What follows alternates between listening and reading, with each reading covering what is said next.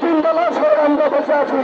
আমি বলতে চাই, আমার সোনার বাংলায় আমি তোমায় ভালোবাসি, কিন্তু আমরা এই সোনার বাংলা সোনার চেয়েও খাতি করবো। এখানে আমরা যারা আজকে আউটসোর্সিংয়ের মাধ্যমে আসি বা টেলিভিশনের মাধ্যমে আসি, আমরা কি একদম সবাই শ্রমিক। এই শ্রমিকের দ্বারা বাংলাদেশকে সোনার বাংলা তৈরি করে, এই শ্রমিকে পারবে সোনার বাংলায় সোনার তৈরি করতে। আপনারা যদি এই শ্রমিককে, আপনারা যদি এই অবহেলিত মানুষকে, যারা চাকরিজীবী আছে তাদেরকে, তারা সরকারি ভাবে, তারা বেসরকারি ভাবে সবাইকে যদি চাকরি স্থায়ীকরণ করা হয়, আসলে একটা আশ্বাস আসবে তাদের জীবনে, তারা বেঁচে থাকার মতো অধিকার পাবে।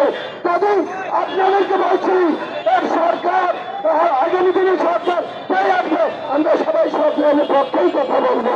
তবে অবশ্যই মনে রাখবেন, আমরা যা করছি তা অধিকারের কথাই বলছি। আপনাদের যেটা লাগবে আমরা সেটা করে দেখাবো ইনশাআল্লাহ। আপনারা যে দায়িত্ব নেবেন সে দায়িত্ব আমরা মেনে নেবো।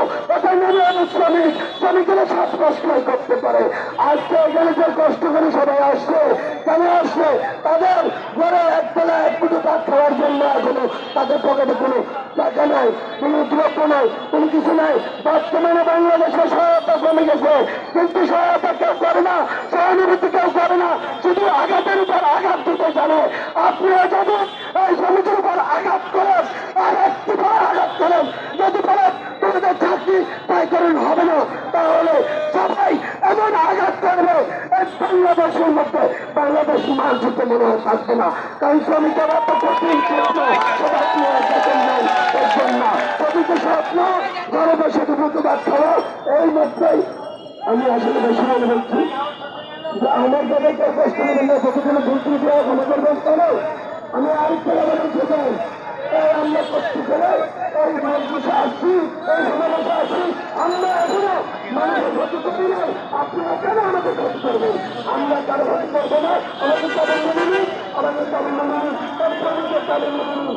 আর কোথাও বাতিল করে চাকরি করে সবাইকে আমি আমার বক্তব্য শেষ করছি।